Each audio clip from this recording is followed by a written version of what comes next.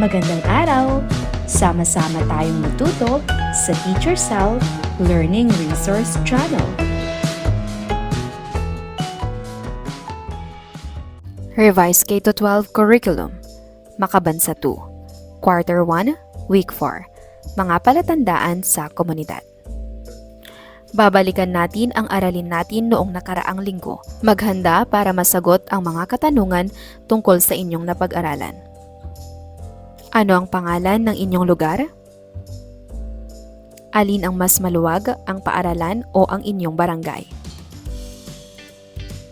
Makipot ba o maluwang ang kalsada sa inyong lugar? Ano ang pinakamalaking lugar na makikita sa inyong komunidad? Maaari ba itong maging palatandaan sa inyong lugar?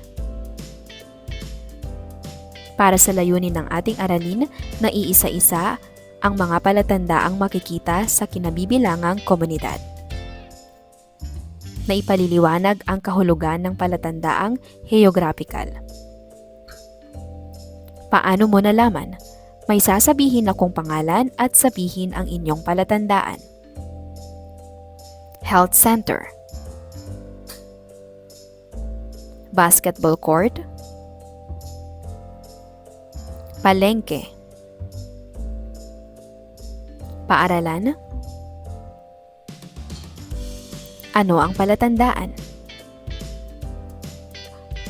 Ang palatandaan ay isang kilalang lugar o bagay na ginagamit bilang gabay at nagbibigay ng pahiwatig o impormasyon para sa pagkilala o pagtukoy sa iba pang mga bagay o tao o lugar. Alamin mo, palatandaan mo. Buuin ang bawat grupo sa pamamagitan ng paghahanap ng kaklaseng hawak ang ibang bahagi ng salitang dapat buuin. Dapat mabuo ang broken word. May ihahandang isang salita para sa bawat grupo. Ang salitang ito ay mahati sa 4 na bahagi, kaya't bawat kasapi sa grupo ay makakakuha ng tig-isang bahagi. Ang mga salitang ito ay karaniwang makikita sa loob ng ating komunidad. Pagkatapos, pagtulungan ninyo bilang grupo na buuin ang salita at ipaliwanag kung ano ito.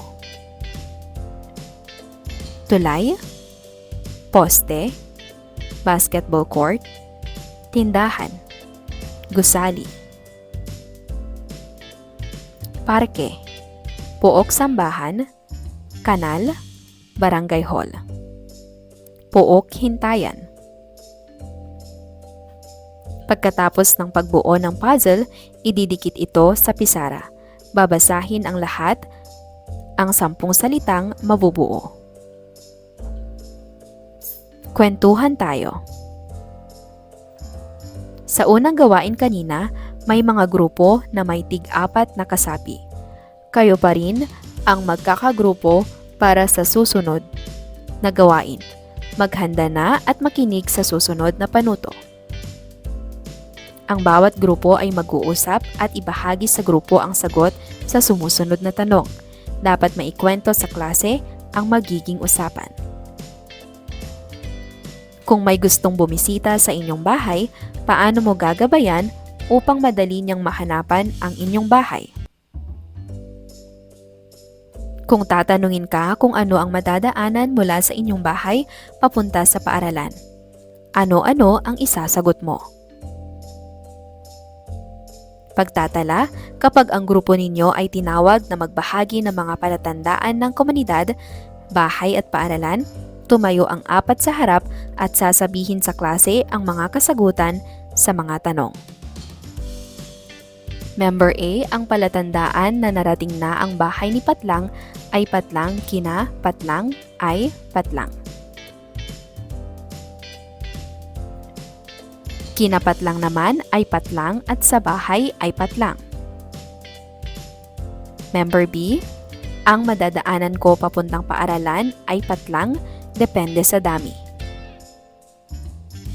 Member C, ang madadaanan ko naman ay patlang. Member D, ang madadaanan ko din ay patlang.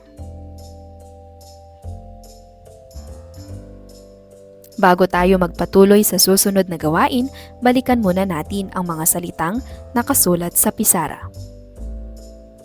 Tingnan kung may nabanggit kayong palatandaan na katulad ng mga salitang ito. Ano nga ulit ang ibig sabihin ng salitang palatandaan? Sino ang makapagpapaliwanag? Buuin mo. Ako si Patlang ay taga-Patlang. Ang makikitang palatandaan ng aking komunidad ay Patlang.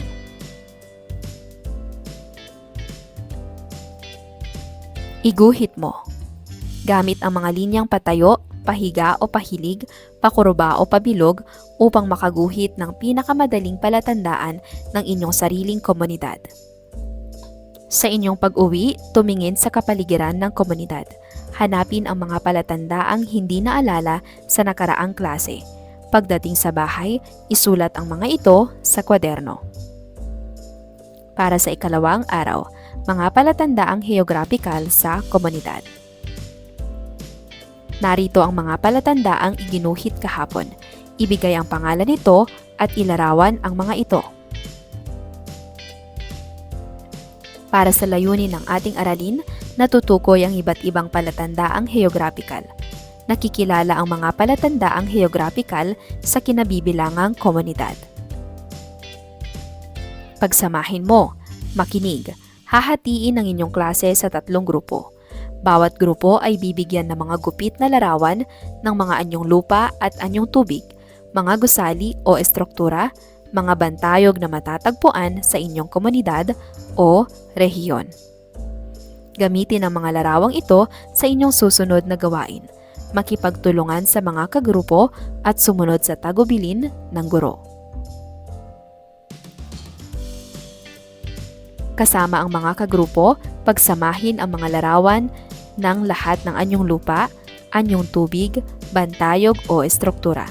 Idikit ang mga larawan sa Manila paper. Tama ba ang pagkakagrupo ninyo ng mga larawan?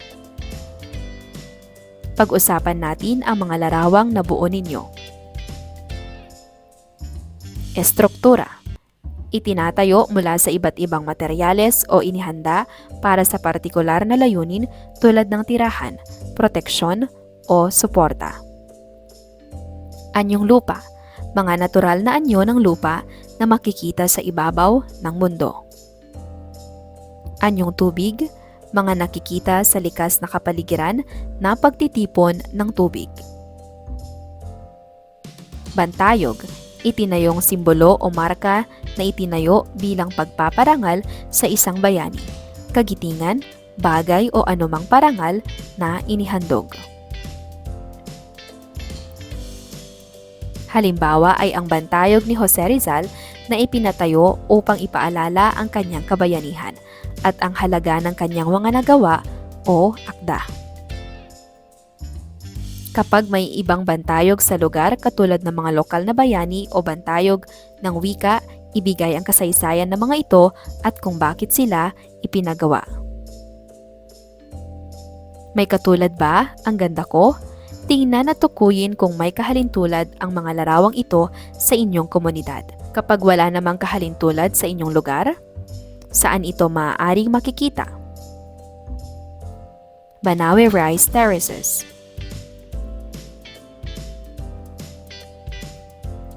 Manila Bay. Chocolate Hills. Cagayan River. 100 Islands. Kapatagan ng Nueva Ecija. Mga kabahayan sa Maynila. Monumento ni Andres Bonifacio. Gusali. Luneta Park. Ano-ano ang mga nakita sa larawan? May kahalintulad ba ang larawan sa inyong lugar? Kung wala mang kahalintulad sa inyong lugar, saan ito maaaring makita? Hawak ninyo ang 2 bilog na nasa stick. Ang isa ay may kulay bughaw at kayumanggi at ang isa naman ay may kulay berde at dilaw. Makinig kayo sa babanggitin ko. Itaas ang kulay bughaw kung ito ay anyong tubig. Itaas ang kulay kayumanggi kung ito ay anyong lupa. Itaas ang kulay berde kung ito ay isang estruktura. Itaas ang kulay dilaw kung ito ay bantayog. Para sa unang larawan, mall. Sapa, kapatagan, bundok, burol,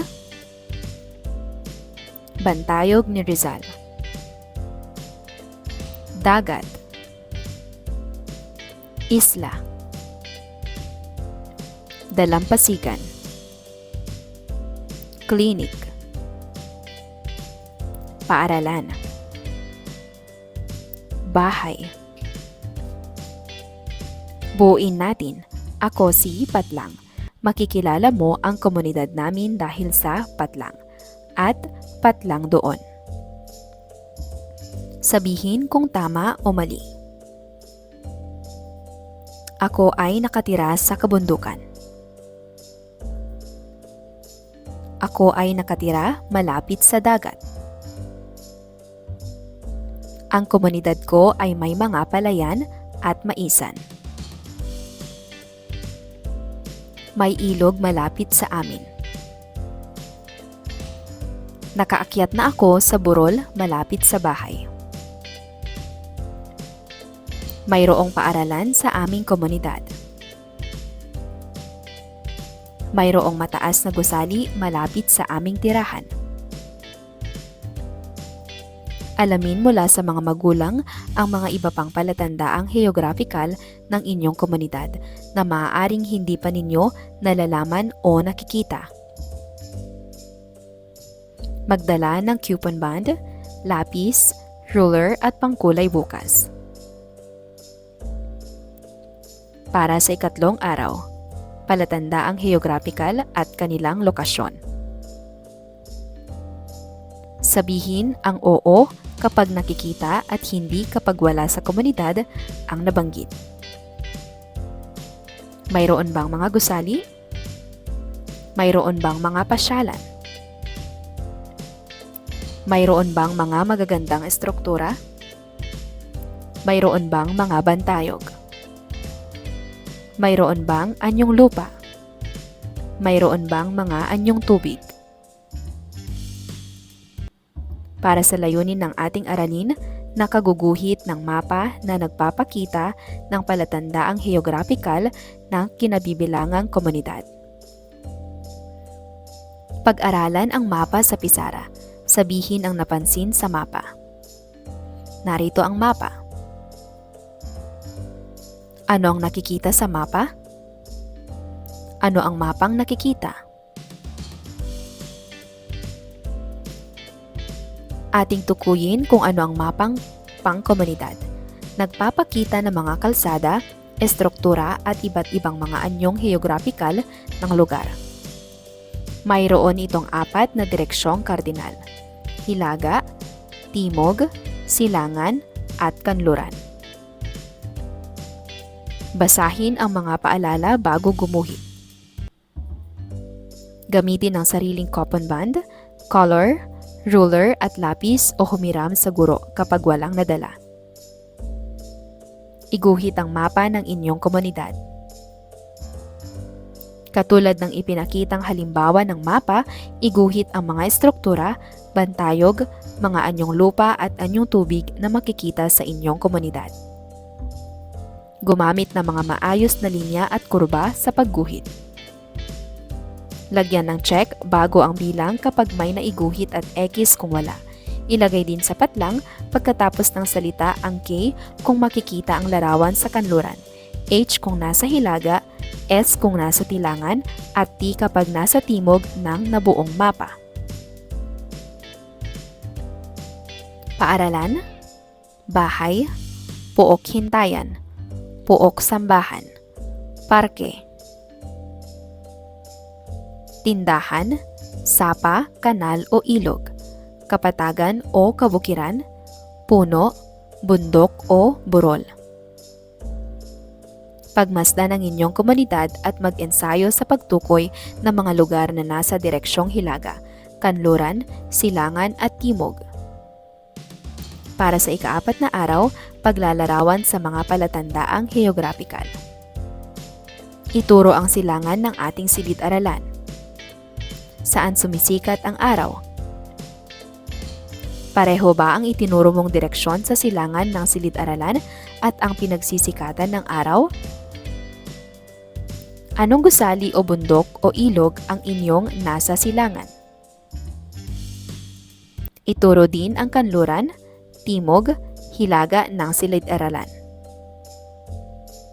Ituro ang direksyon kung saan bumababa ang araw kapag hapon. Anong direksyon ito? Para sa layunin ng ating aralin na ilalarawan ang kinabibilangang komunidad gamit ang mga palatandaang geographical na makikita sa iginuhit na mapa. Maglalaro tayo ng pasahan ng bola. Ipatugtog ang piliin mo ang Pilipinas habang ipinapasa ang bola sa katabi.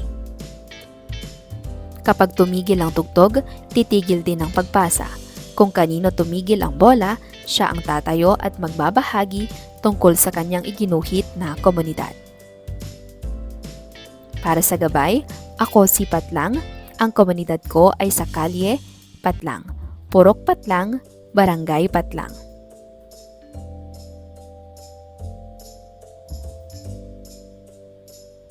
Sa hilaga ng aming bahay ay Patlang, silangan ay Patlang, kanluran ay Patlang, at timog ay Patlang.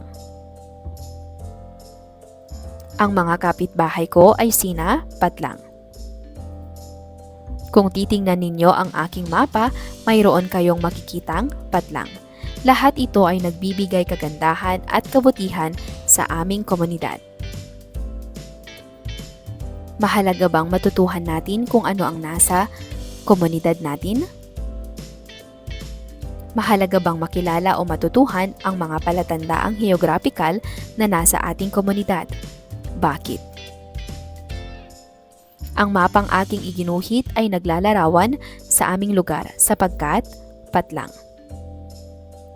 Magpalitan ng mapa. Ibigay sa kaupo ang mapang ginawa at kunin din ang kanyang mapa. Basahin ang mapang kanyang ginawa at tukuyin ang mga lokasyon ng mga palatandaang geographical.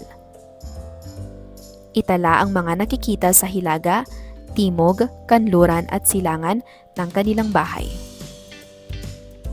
Pag-isipan, makakatulong ba ang mapa na iyong ginawa sa mas madaling paghahanap sa inyong bahay o anumang lugar?